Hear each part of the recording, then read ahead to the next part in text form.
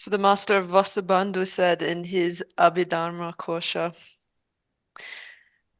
that we should engage in ethics, hearing, contemplation, and meditation. So in order to engage in hearing, which is basically study, contemplation, and meditation, we need as a foundation ethical discipline, and this is so fundamental, right? There are many branches of ethical discipline, but fundamentally, the intention is that we adhere to abandoning the 10 non-virtues. If we do so, then we're able to pacify our coarse physical and verbal behaviors, right? Those unwanted coarse behaviors that are not considered good in general society. And if we're able to sort of pacify these coarse behaviors, then it's said that we're eliminating certain faults that harm our ability to abide on the object of meditation, right? So by pacifying our coarse behavior, it enables us to meditate better. Essentially, we can stay on our object better. So fundamentally, the mode of the Buddha's teachings are that we first study, we listen to the teachings, we contemplate the meaning and analyze it, and bring into our meditation the analyzed meaning. There are different types of meditation.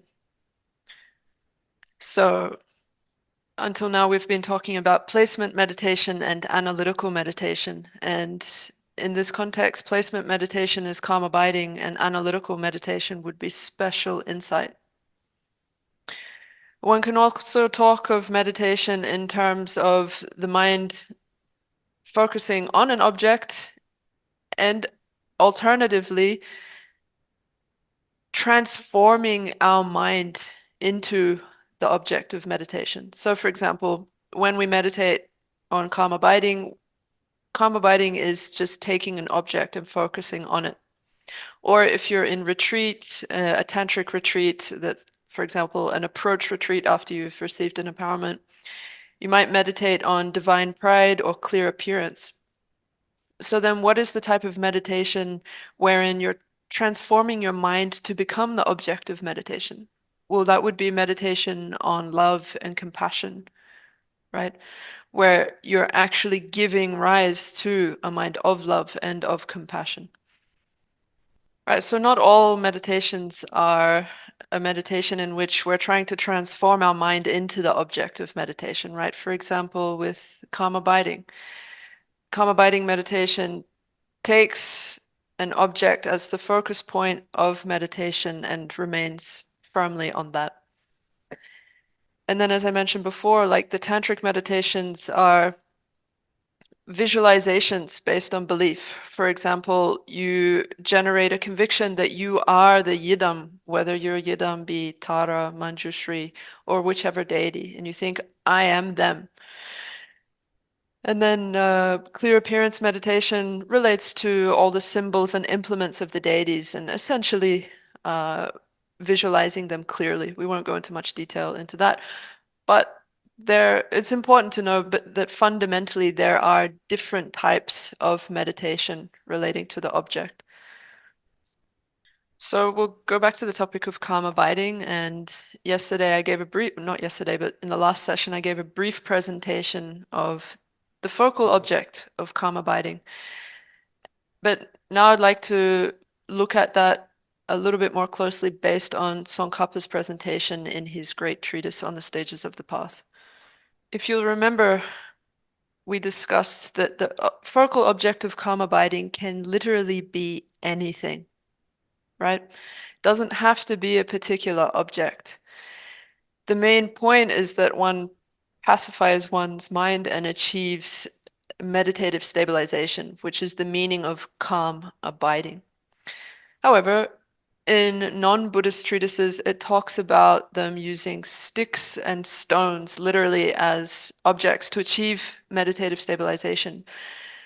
But in Buddhist treatises, for example, Tsongkhapa says that suitable objects are syllables, drops, deities, mandalas, and so forth. And in particular, in this sutric context, Tsongkhapa advises an image of Buddha Shakyamuni, for example, because of our ultimate purpose. And in doing so, we are accumulating merit naturally by using that object.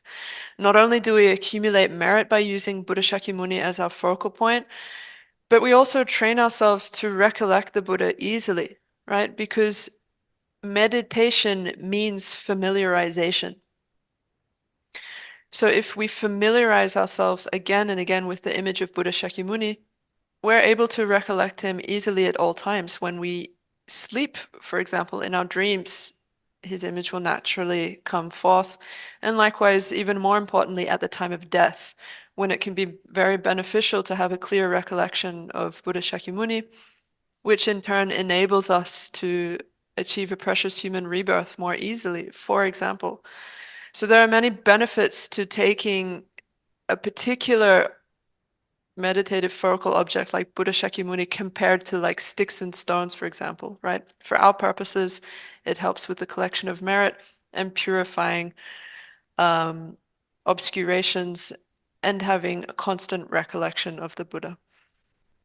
Geshe is reading from Tsongkhapa's great treatise right now, but I don't have the English page numbers available to me right now for his Tibetan. So essentially, the point is that Buddha Shakyamuni did state that there are four particular focal objects of calm abiding that one should use. However, as we discussed, for our purposes as beginners, we should use what is recommended by Tsongkhapa. I can get the list of four to you another time, perhaps. So to support using Buddha Shakyamuni as one's focal object in meditation, Tsongkhapa quotes the King of Samadhi's Sutra, which says, "The bodhisattva who takes as his focal object the protector of the world, who is beautified by a body the color of gold, is said to be in equipoise." Right? So quite clearly in this sutra it says that this is a focal object that bodhisattvas actually use. So it's also suitable for our purposes. So again, to refresh on exactly how we should meditate on Buddha Shakyamuni's image. When we say image, we don't mean like Buddha Shakyamuni as drawn in a picture, right? Not a 2D flat image, but visualize Buddha Shakyamuni as real, right? A real being. Again, not too big, because if you visualize the image as too big, naturally you're going to be distracted to certain features like the shoulders or the feet. So it says that if it's too big, it leads to lethargy. Therefore, the size one should visualize the Buddha as is the size of one's thumb, and the place one generally visualizes him is at one's eyebrows. So some people wonder, well, where exactly? It doesn't mean that he's touching your eyebrows. It's not exactly right in front of your eyes. It's in that general vicinity, that general level, right? And the image or Buddha Shakyamuni that you're visualizing shouldn't appear too light to your imagination that it could be carried away by the wind, for example. And it shouldn't be so light that it could waver at all. It should be quite firm and stable, heavy in a sense. So I think before, when it was said that, or a few sentences ago, when it was said that you would get distracted if the image is too big, I think that would lead to excitement rather than lethargy. So you don't want to visualize Buddha Shakyamuni too low, right? We said at the level of the eyebrows, but if you go too low, then that drags your mind down, doesn't it? That actually leads to lethargy. So don't visualize the image too low in front of you. Instead, not too high, not too low, to avoid both excitement and lethargy. 알았어. 나 디네기 다 신행we tingin 진선한데 신경에서는 당 뭐요 검수했달라. 안 단다데 셈나더비 셈네더비 tingin 진 구이고네. 안 다 신에 몸과의 패키지 뭐래서 왔다. So now in the outline of the actual way to meditate on calm abiding, Tsongkhapa brings up the 9 mental abidings as a method. So as a reference for these 9 mental abidings, Tsongkhapa quotes Bhava Viveka's Heart of the Middle Way. So you will all be familiar, and it's been put in the chat here, of this famous picture representing the stages of achieving calm abiding with the elephant, the monkey, and the monk. So essentially, this was created by masters through their meditative experience of developing calm abiding. In order to illustrate these subtle states of mind and these subtle differences to a beginner who might wonder what is even the difference between any of the 9 mental states. So this helps us to understand how we progress.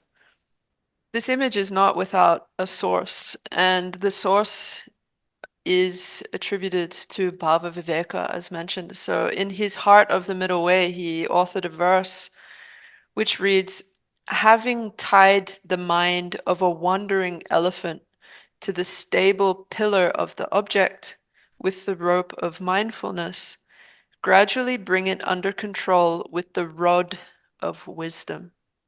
Right? So there are 3 analogies here. The first is the elephant. So the analogy of the elephant is used to illustrate our mind as beginners, right? Just as a crazy elephant does what it wants and tramples into a forest, destroying everything, so too our mind in its current state does not stay on a good action and wants to go off and think about anything else but this. So, therefore, we need to use the rope of mindfulness. So, that's the second analogy. So, the rope of mindfulness ties our mind to the object of meditation, right? If we get distracted, it is mindfulness that brings us back and keeps us there.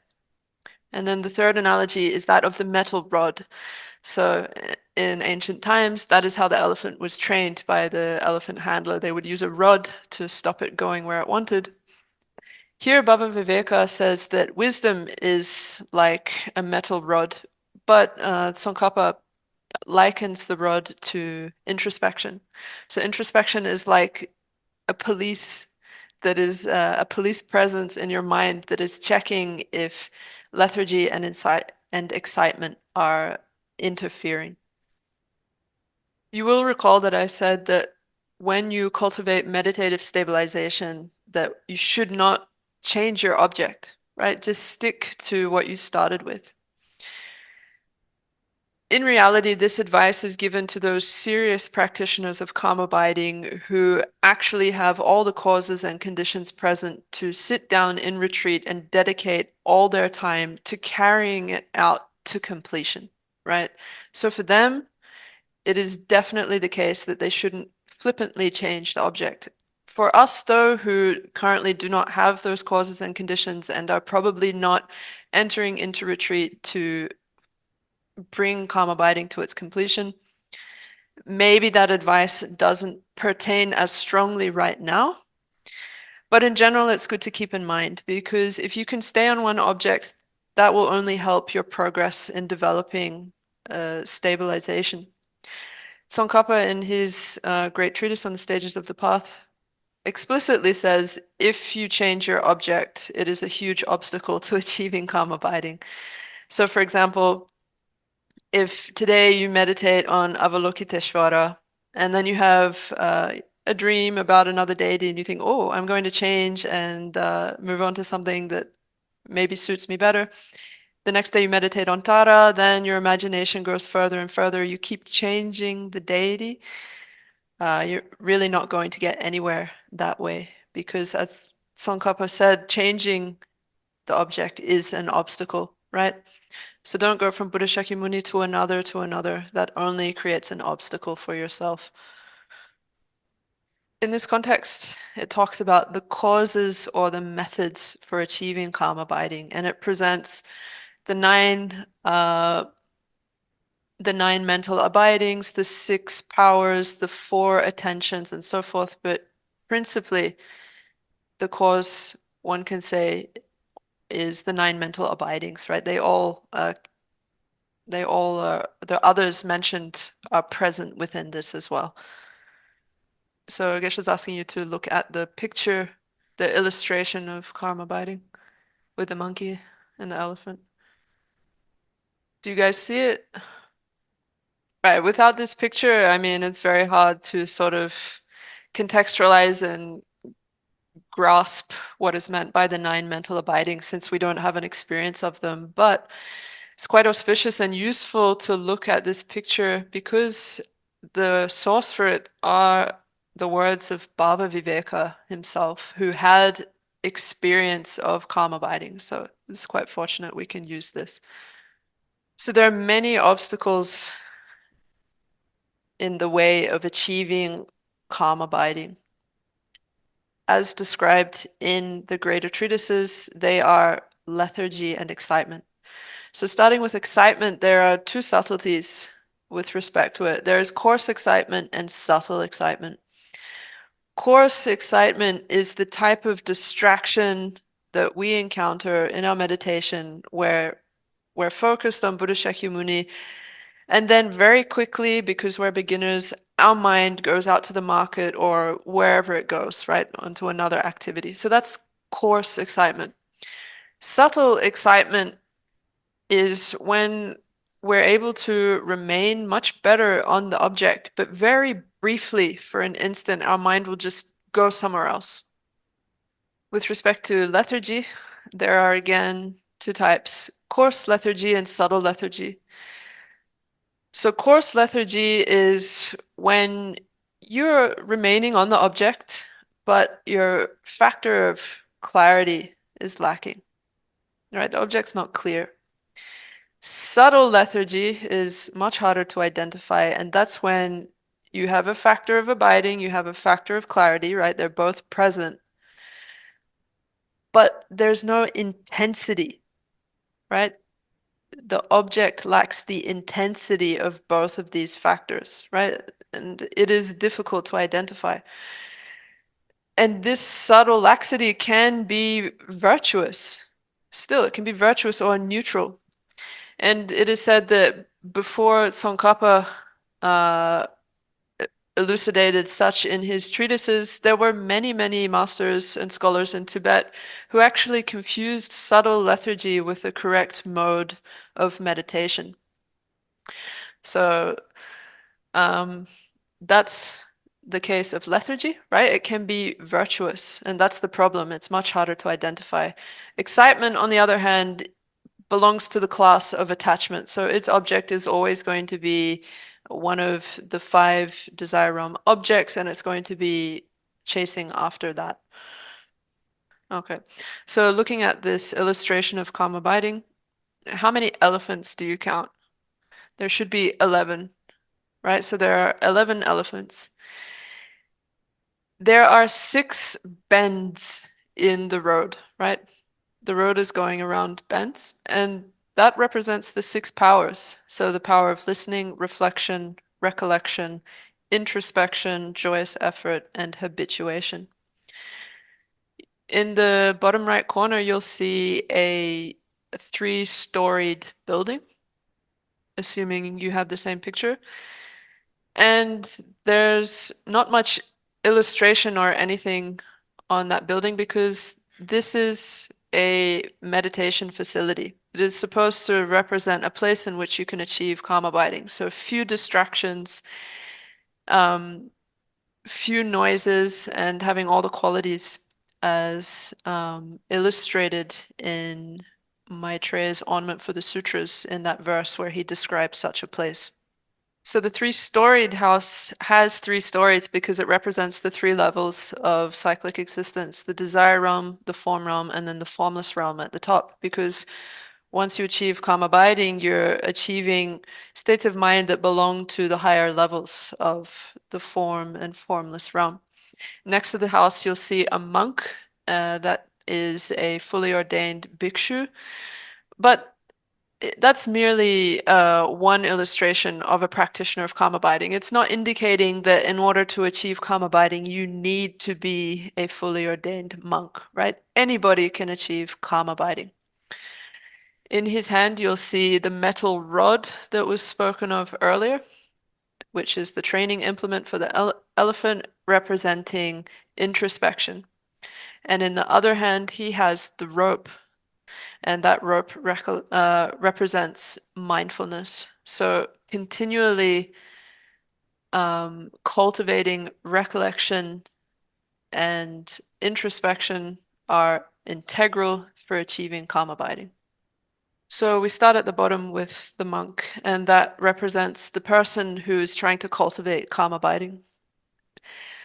Over a small bridge that is on top of a waterway is the elephant mind of a beginner.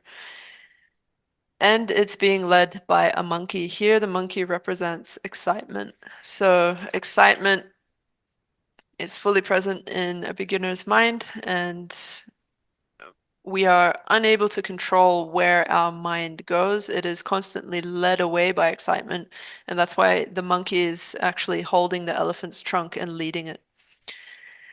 And you'll see that there's actually a gap between the monk and the elephant, right? They're separated by a body of water. So that's to indicate our current separation of body and mind in the sense that wherever our body may be, our mind is somewhere else because we can't stay focused.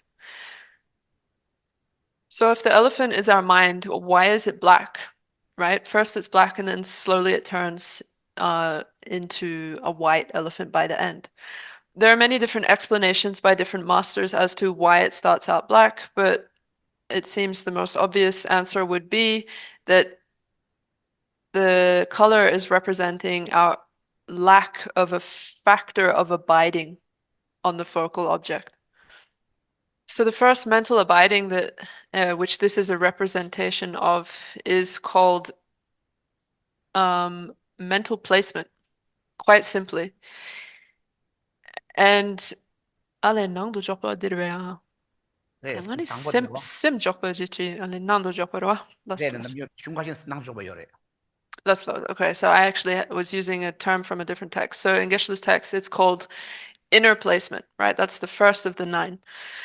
So inner placement here means that we try to put our mind on the object, but it only stays for like a second, right? As we can understand from our own experience, because right now our excitement is too strong. We're getting led away instantly, right? So another symbol in this picture is the path, which is here a white path. Essentially, it straightforwardly represents the path to achieving calm abiding. And around the path, there are blazing fires, right? At least for the first 4 or 5 turns along the road.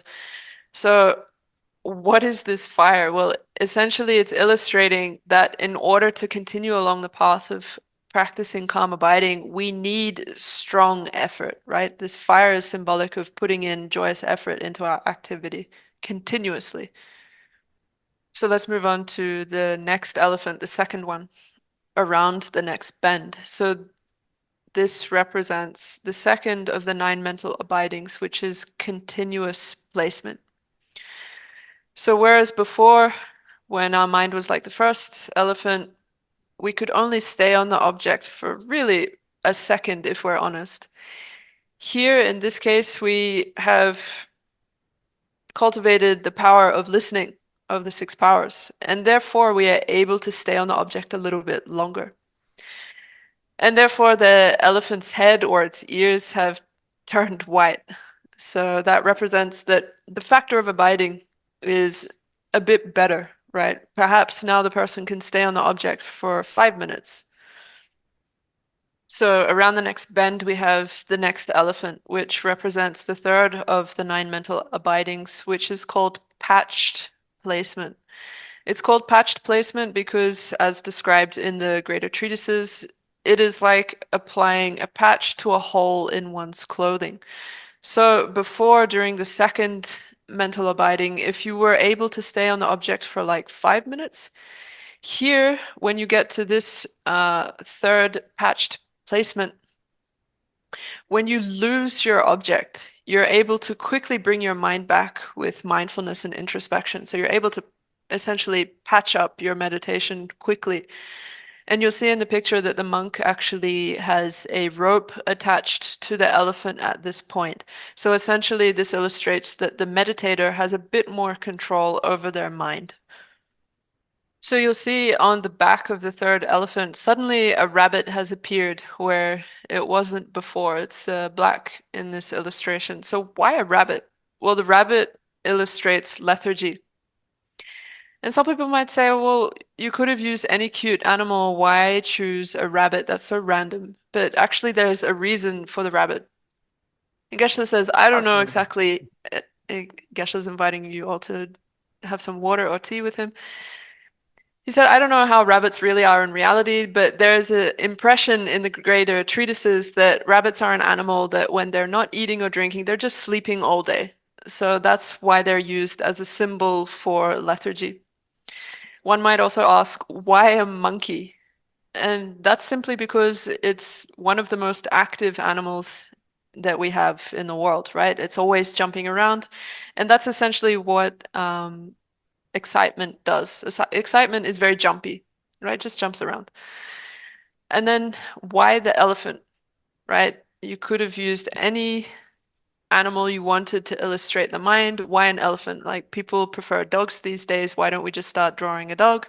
Well, you can't do that because this is highly symbolic. Elephants, first and foremost, are possibly the strongest animal on the earth, and therefore they're the hardest to tame. And humans do try to tame them, and they do so successfully, but only with great effort over years with cages, rods, ropes, and so forth. So once you're in control of an elephant, as you would know from um, past human history, you could take it into war and cause great destruction with it, right? It's a very powerful thing to have control of. And that's why it's used here as a symbol for the mind. And Geshe just picked up a quotation he has from Shantideva's Bodhisattva's Way of Life that also uses the analogy of an elephant for our mind. So it's quite clear that this analogy is ubiquitous throughout Buddhist treatises. Mm. You'll notice that in the first two illustrations of the elephant, there's no rabbit, right? This rabbit that symbolizes lethargy. However, there is the monkey, and the monkey is before the elephant and leading it.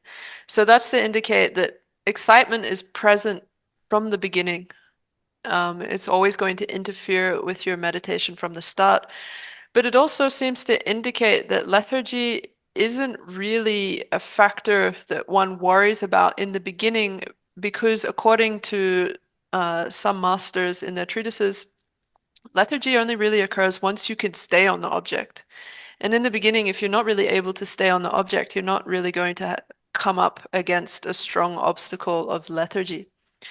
Right, so it appears in the third illustration of the elephant as a rabbit on its back. And then some people ask, why is the rabbit on its back? What a strange place to put this symbol.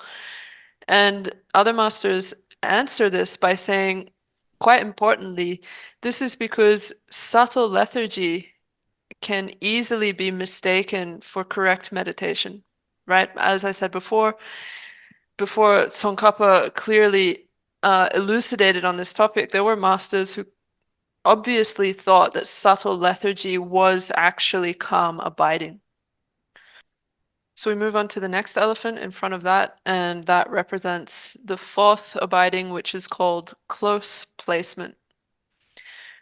So as we can see by the rope attached to the elephant before that, in the third, that one has achieved the power of mindfulness, right? The third of the six powers.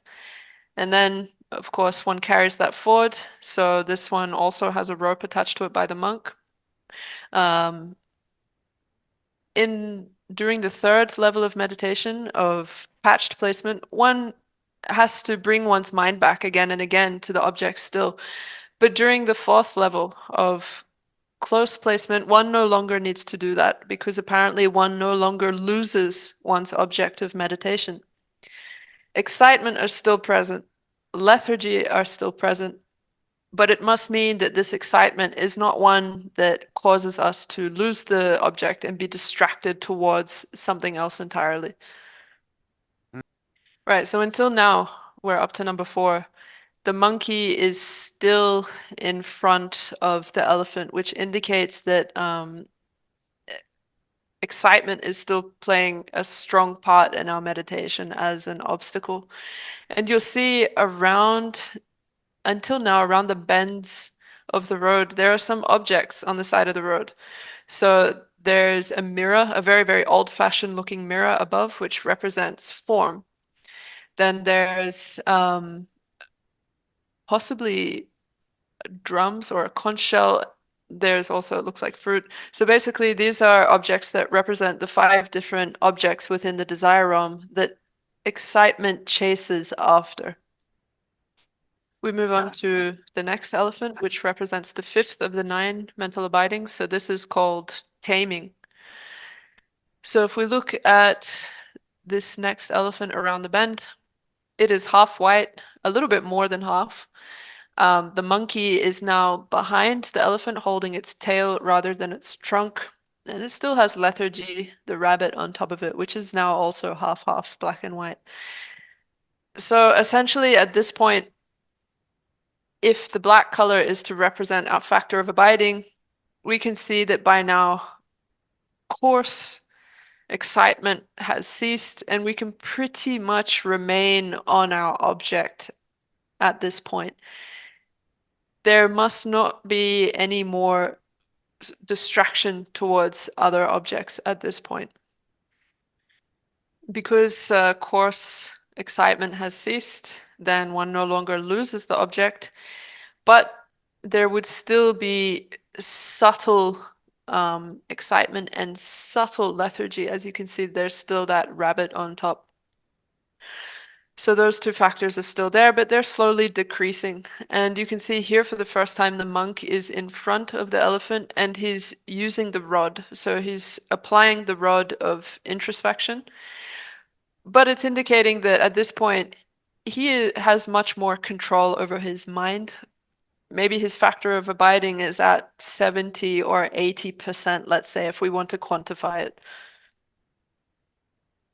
Then we move on to the 6th of the 9, which is called pacifying. So here you can see the elephant is almost white. There's only a little bit of the black color left, which indicates significant improvement in the monk's meditation. And this is because he has the power of joyous effort. And therefore, at this point, subtle laxity and subtle excitement are not interfering so much within his meditation.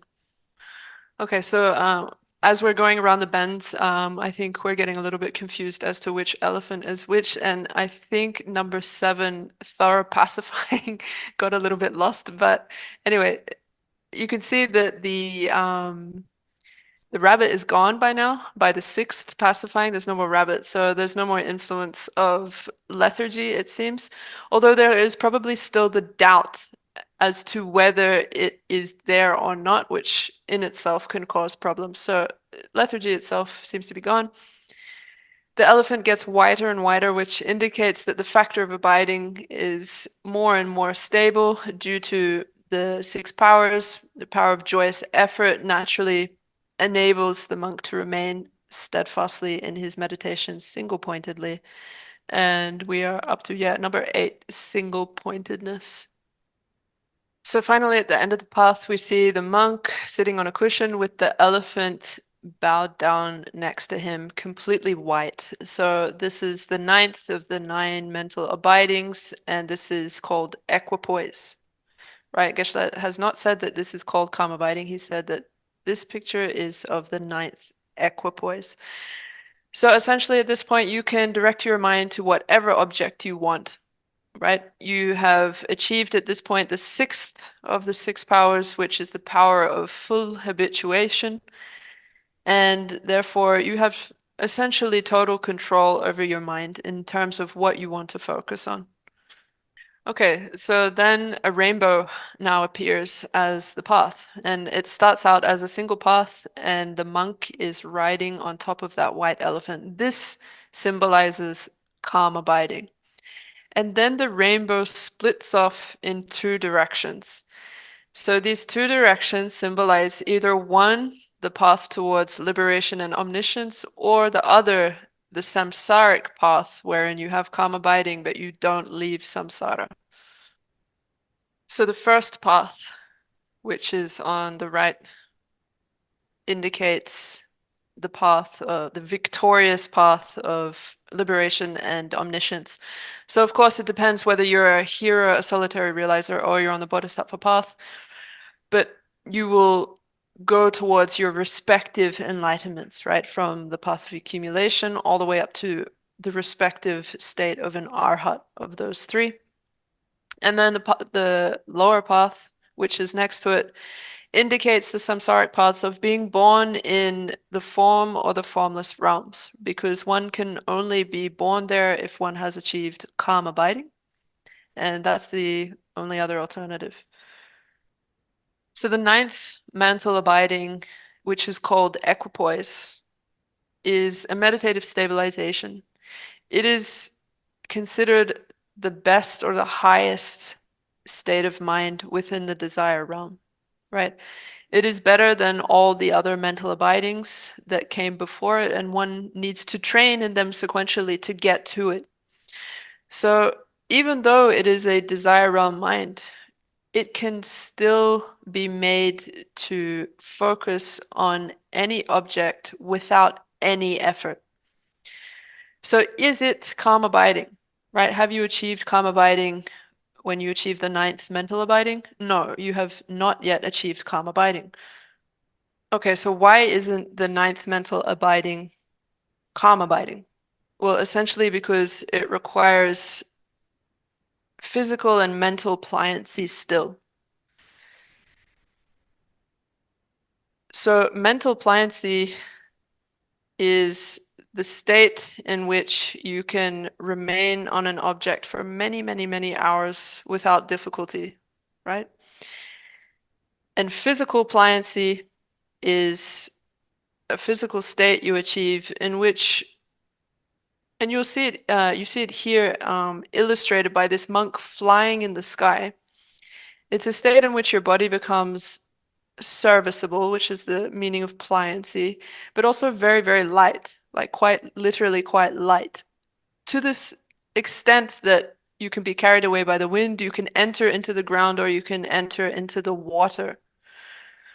Okay, so then which order does one achieve mental and physical pliancy? First, one achieves mental pliancy, and then one achieves physical pliancy.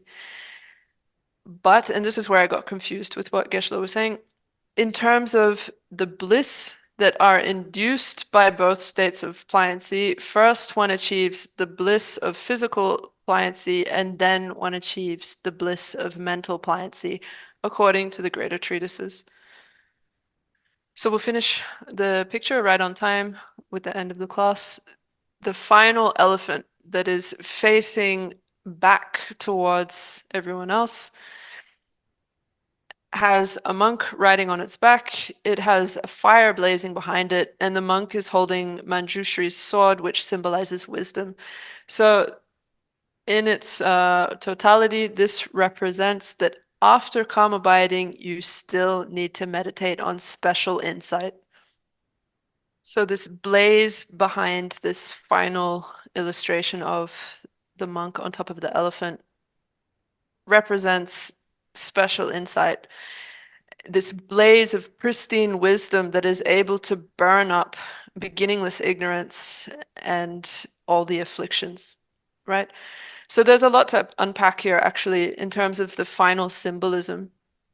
It, it can also illustrate that calm abiding alone is not enough to achieve liberation and omniscience. And also, one can take from it that special insight alone is not enough to achieve liberation and omniscience. One requires the unification of both.